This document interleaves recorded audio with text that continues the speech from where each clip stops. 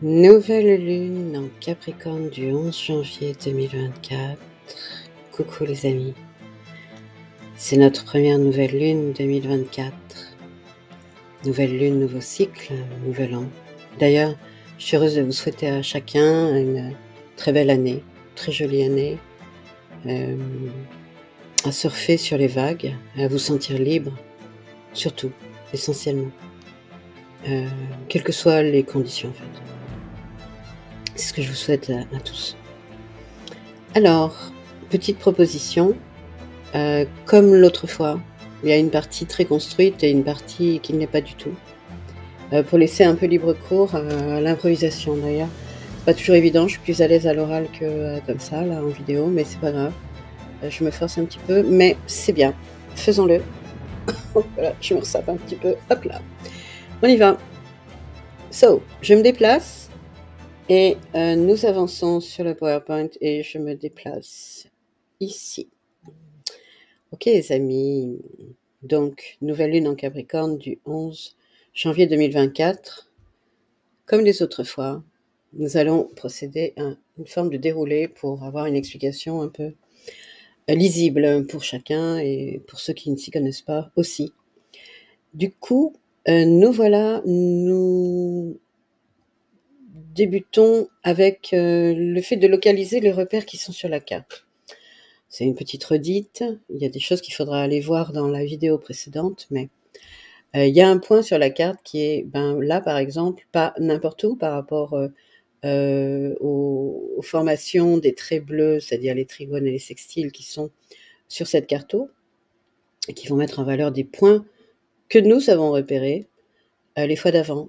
Et là, en l'occurrence, nous l'avons repéré pour la nouvelle lune en taureau du 30 avril 2022, puisque nous avions la fameuse conjonction qui avait quand même beaucoup parlé d'elle, Neptune, Vénus, Jupiter, une très belle conjonction en Poisson. Ok, donc ce point-là, on l'a conservé en mémoire. D'accord ? De la même façon, 15 degrés, c'est pas exactement 15 degrés, je me suis rendu compte que j'avais un petit peu... j'avais manqué de précision sur les degrés, mais en tous les cas, ça nous fait référence à l'alignement, la conjonction entre le nœud nord et Uranus, qui était le 28 juillet 2022, et donc nous retenons ce point-là aussi comme un point fort. Et d'ailleurs, nous pouvons voir qu'à ce moment-là, la nouvelle lune de l'époque était en phase de Pluton, ce qui donne encore plus, je dirais, de valeur au fait de retenir ce point-là.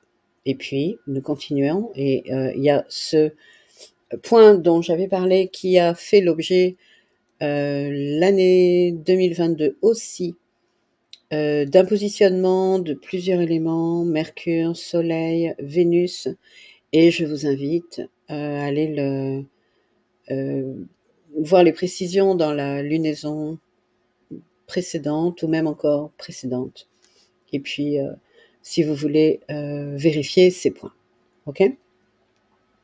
Alors, qu'est-ce qu'il nous racontait, ces points-là ? Il nous racontait que au 19e degré, donc c'était placé plusieurs éléments, et ce 19e degré faisait référence au fait de sortir des convenances. On va retenir ce mot-là. C'est issu des degrés sabiens du Yiking astrologique, et nous avons retenu la dernière fois un point en face de ce point-là qui fait référence au fait au 20e degré de la zone de rétrogradation où la conjonction Soleil-Vénus se sont retrouvées. Et nous étions allés chercher le point en face, ça c'est la pleine lune en Cancer du 27 décembre 2023, hein, donc la juste dernière. Et j'avais proposé une analyse où nous allons chercher de l'autre côté. Pourquoi ? C'est parce qu'en fait, en astrologie, en fait, tout prend sens quand on va voir ce qui se passe de l'autre côté. Et il ne s'agit pas de dire que c'est l'un ou l'autre, il s'agit de dire que c'est l'un et l'autre. Et j'ai le sentiment que c'est de plus en plus comme ça qu'il va falloir lire les cartes, parce que c'est vraiment ce qu'on est censé avoir acquis en fait avec le travail du nœud sud en balance. c'est-à-dire le dialogue, c'est-à-dire la relation. On va en parler un petit peu mieux tout à l'heure. Alors, ce qu'on avait donc trouvé en face, c'était le fait qu'en réponse au 19e degré, qui était donc cette idée de sortir des convenances, et le 20e degré, qui est la conjonction Vénus-Soleil, qui nous parlait de l'homme de nature, de revenir à une forme de nature naturante, et bien en face, du 19e au 20e degré, puisque, comme je le disais, le Yiking n'a de, comment dire, de sens qu'à partir du moment où en fait on est dans la transformation d'un degré vers un autre degré. Et du 19e au 20e degré en face dans le signe du Verseau, nous avons pour le 19e degré l'habileté, le courage nécessaire pour endiguer l'influence destructrice des fantômes du passé qui nous hantent sans se soucier de nous. Et puis, 20e degré, des efforts consciencieux, soutenus et victorieux, sont toujours récompensés par les forces d'en haut. Alors attendez, je rapproche mon micro parce que je me rends compte que j'ai complètement zappé le micro. J'espère que ça va le faire depuis le début. On verra bien. Ok les amis, donc cette nouvelle lune en Capricorne, voilà les éléments qu'on avait conservés des fois d'avant, qui remontent même jusqu'en 2022. Des points que l'on met sur la carte et qui ont du sens. Alors, nous, pour cette nouvelle lune en Capricorne, eh bien, tout en ayant retenu que dans cette zone de rétrogradation de Vénus, nous avions le 20e degré dont j'ai parlé, qui était la zone médiane où s'étaient retrouvés le Soleil et Vénus. Eh bien, cette fois-ci, Vénus est dans la zone médiane du Sagittaire. 15e degré, au milieu du Sagittaire. Elle, on va dire, je vais dire chapeaute, enfin bref, elle pas domine non plus, c'est pas l'idée. Disons qu'elle est en équilibre et qu'elle est au degré médian. De la même façon, on peut quand même avoir un écho par rapport au fait que cette conjonction était aussi effectivement et évidemment, je voulais dire, dans la zone médiane de la zone de rétro de Vénus. Alors, qui gère le Jupiter? Le Sagittaire, je veux dire, c'est Jupiter. Et Jupiter, on le voit ici. On le voit ici, on sait qu'il avait marqué cette fenêtre que j'ai, cette espèce de faille que j'ai dessinée sur la carto, dont je précise les éléments dans les lunaisons précédentes aussi.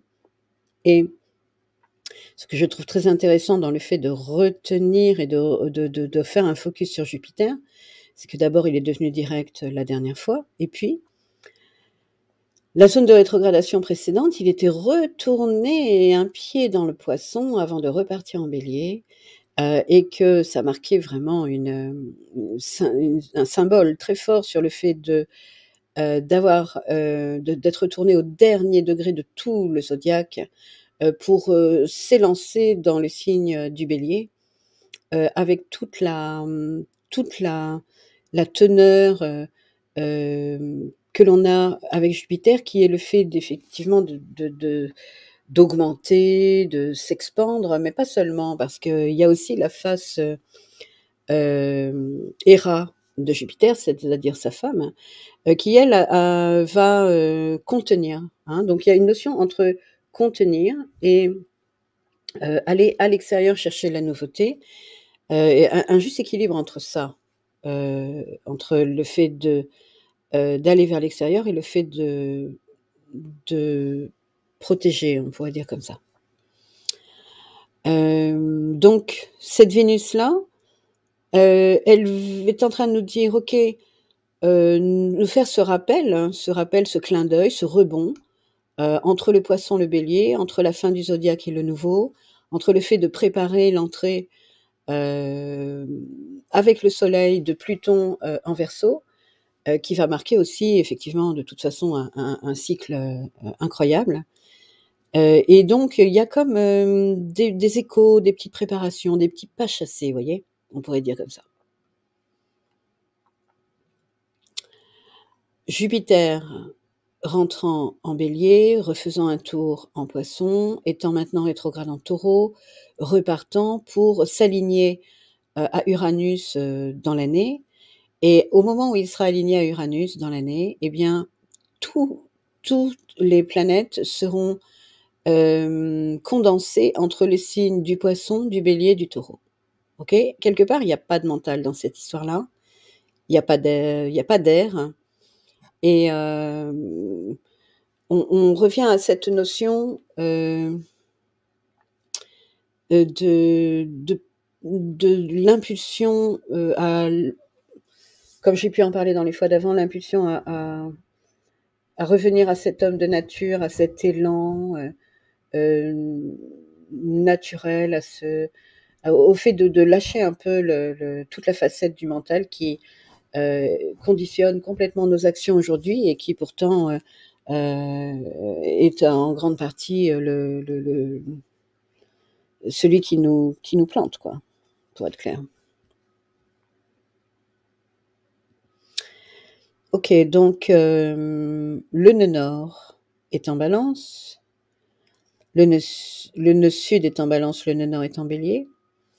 Et je voulais signaler que la maîtrise ésotérique, c'est-à-dire du point de vue de l'âme, de la balance, c'est Uranus. Et Uranus, qui est en face, est justement calé sur la zone de rétrogradation de Jupiter. Et je voulais faire donc un écho par rapport à ce nœud sud en balance, parce que Luc nous dit la conjonction des différences permet le lien sur le plan spirituel. C'est l'impulsion à se libérer. Alors là, ça fait écho à ce qu'on a pu entendre, se libérer des conditionnements, se libérer des fantômes, on l'a vu tout à l'heure, revenir à l'homme de nature et être dans la confiance. Et l'impulsion à se libérer, une relation ne fonctionne bien que dans la liberté mutuelle, ce qui suppose que chacun est suffisamment individualisé et en contact avec son unicité.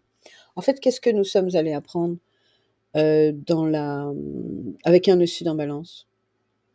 Eh bien, l'idée, c'est qu'avec un nœud sud en balance, a priori, on a déjà fait l'acquisition de ça, c'est-à-dire le fait que chacun se soit individualisé, et que la notion de groupe, de collectif ou de partage ou de dialogue soit en fait 1 plus 1 plus 1 et non pas un groupe suivant comment dire, un chef. Hein. Donc l'idée, c'est que chacun ait construit son individuation, son unicité, et que 1 plus 1 plus 1 forme le groupe. C'est ce qu'on est censé avoir intégré avec ce nœud sud en balance, qui nous renvoie donc à tout le travail d'Uranus en taureau, parce qu'il y a cette impulsion à se libérer des habitudes, à se libérer d'une forme de stabilité qui est juste une croyance en fait. On croit être stable parce qu'on va être dans le raisonnement, mais il y a toujours cette notion d'aller chercher en face. Et d'ailleurs, vous voyez finalement le tracé du nœud nord et du nœud sud répond assez bien géométriquement aux 2 points jaunes et au tracé que j'ai mis sur cette carte.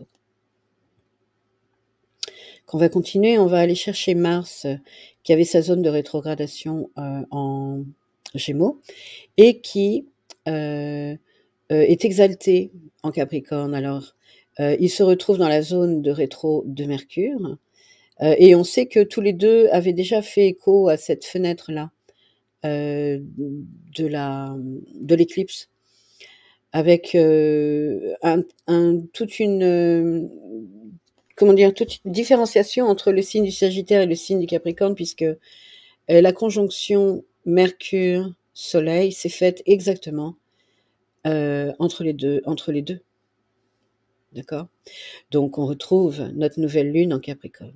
Nouvelle lune en Capricorne, c'est une nouvelle lune qui nous invite à faire ce travail du sanglier d'Érimande dont j'ai parlé l'autre fois, de monter en haut de cette montagne, de laisser là l'humanité de l'homme, d'aller appeler notre soleil. Et c'est ce que Mars fait, parce que Mars, en fait, est au service du soleil. Et il y a tout ce travail d'individuation qui est demandé pour que le collectif soit un vrai collectif. C'est vraiment une préparation à la manière d'être ensemble en Verseau, parce que c'est quand même le sujet du Verseau. Et la Balance finalement prépare ce ce dialogue. Et ce nœud sud, on est censé déjà l'avoir acquis, d'accord, pour aller faire l'acquisition. Maintenant, on a dit de cette impulsion du Bélier, qui est l'impulsion à aimer, l'impulsion à connaître, l'impulsion à avoir l'élan et qui nous renvoie à une forme de nature aussi, de la nature humaine en fait, quoi. Voilà, donc on sait que le Soleil va rejoindre Pluton au moment où Pluton va rentrer en Verseau, et ils sont déjà en conjonction, donc il va y avoir de toute façon un travail de métamorphose très clairement. Et là, je vais faire une petite page pub pour moi, pour vous inviter à liker si vous avez envie, partager, commenter. C'est sympa de le faire par rapport aux algorithmes parce que je vais pouvoir avoir un peu plus de visibilité. D'ailleurs, je vous remercie parce que la dernière vidéo a fait plus de vues et vous avez joué le jeu, c'est vraiment sympa. Et bon, moi, je travaille donc selon les enseignements de Luc Biget, c'est une astrologie un peu particulière. Sur le site internet, vous trouvez un petit peu plus d'éléments concernant les lunaisons. Et je fais aussi des séances astro avec soit intégrées dans le cadre de l'abonnement du blog, soit intégrées avec mon amie Lydie pour travailler aussi avec l'énéagramme. Et puis dans ma proposition, où il y a 2 offres, une qui est avec une page préparatoire plutôt sur le travail de l'âme, et puis l'autre qui est plutôt pour l'aspect professionnel, même si on passe aussi sur ce que notre âme veut vraiment. Hein, il y a aussi une offre pour les enfants et il y a toujours une façon très particulière de le faire, d'après les enseignements de Luc Biget, d'accord, puisqu'on a comme ça plusieurs croix dans le thème natal, la croix des maisons, la croix solaire, la croix des nœuds lunaires, la croix de la lune noire. Et on va donc travailler sur le plan métaphysique, le plan de la personnalité, le plan du soi, le plan de l'expérience. On n'omet aucun niveau en fait. On cherche vraiment à creuser le thème de façon à revenir à une forme d'unité entre l'étoile intérieure et l'étoile physique. C'est le grand sujet, c'est comme ça que j'aborde l'astrologie, c'est ce qui m'intéresse dans l'astrologie et c'est la proposition que je vous fais. Voilà, donc c'est une astrologie singulière. Vous verrez d'ailleurs qu'il y a une petite bulle ici, si vous avez besoin de me poser des questions, vous pouvez venir me chercher sur WhatsApp, MSN, Telegram ou Instagram. Sachez aussi que je crée des audios binauraux et que je fais travailler les 2 hémisphères du cerveau. J'ai plusieurs coffrets à vous proposer. C'est toujours des parcours assez initiatiques que je vous propose là. Il y a une cohérence avec le travail d'astrologie. Et donc, il faut mettre un casque pour écouter, c'est parce qu'il y a des fréquences binaurales. Et nous reprenons le chemin. Alors nous voilà donc avec notre nouvelle lune en Capricorne. On a commencé à placer tous les éléments. Et on voit les aspects qui sont facilitants hein, pour cette nouvelle lune, aidants, facilitants. Et on retrouve ces carrés là, le carré Mercure Neptune et un carré Pluton-Jupiter. Et ça me fait redire que nous avions donc la zone médiane, la conjonction Soleil-Mercure, qui faisait vraiment le pas entre le signe du Sagittaire et le signe du Capricorne pour sortir des sillons de la pensée et nous élever avec Mars qui devient donc qui rentre en Capricorne, qui est dans la zone de rétrogradation et qui nous emmène au sommet, vraiment exalté. Un Mars qui va à fond, un Mars qui essaye d'être, comment dire, qui va au sommet de cette montagne et qui va justement se mettre au service du soleil, puisque c'est le soleil qu'on va chercher, c'est Apollon qu'on va chercher hein, en haut de cette montagne. Et lorsqu'on en redescend, on rencontre sa famille d'âme, c'est-à-dire que justement on prépare tout ce travail de l'entrée dans les signes du Verseau pour préparer ce collectif. C'est quoi ce collectif à travers Uranus dont on a parlé tout à l'heure? l'impulsion à se sentir libre, en fait. Et à se sentir libre, pourquoi? Parce que chacun a construit son unicité et que on peut être 1 plus 1 plus 1 dans une comment dire ça? Dans une communauté de liberté. Je veux dire que c'est pas l'État qui va nous filer la liberté. On le sait, je pense qu'on a tous compris ça. Ça va être le contraire. C'est à nous de nous donner notre liberté. 1 plus 1 plus 1. Ok.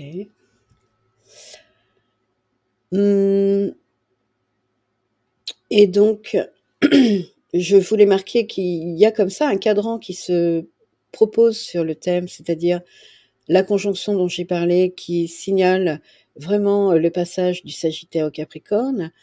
Tout ce que j'ai pu dire sur Jupiter, qui est retourné en Poisson avant de repartir en Bélier et qui marque la différence nette de ce cadran-là, et puis finalement celui qui est en face, parce que tout ce travail d'Uranus dont je vous parle, qui va repartir direct bientôt, lui, il fait référence au signe de la Balance et donc au nœud sud.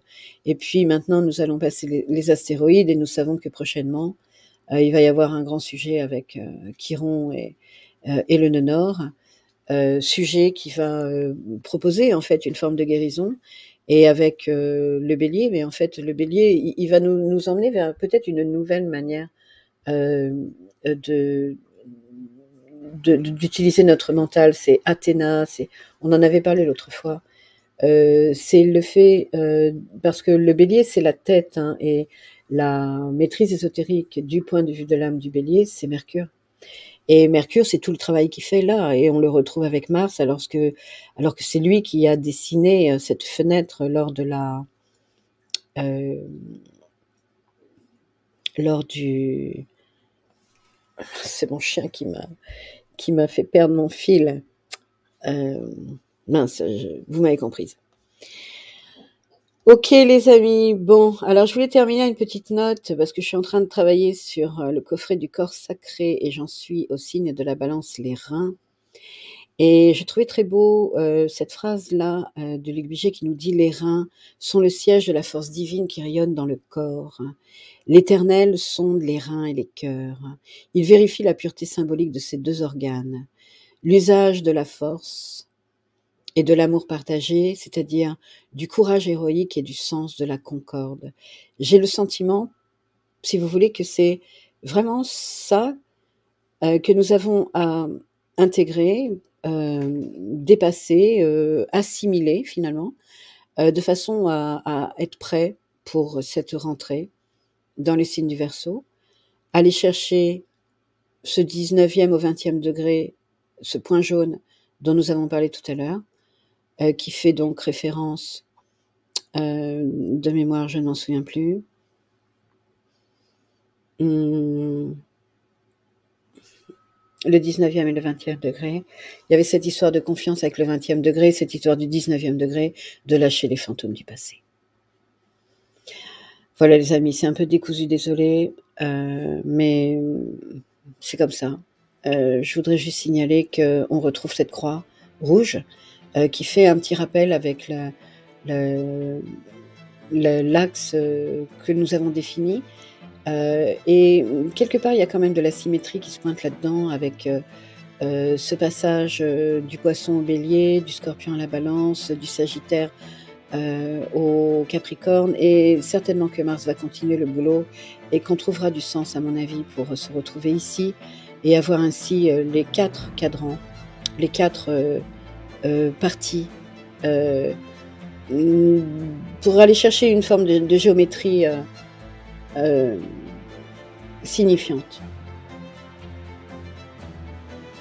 Voilà.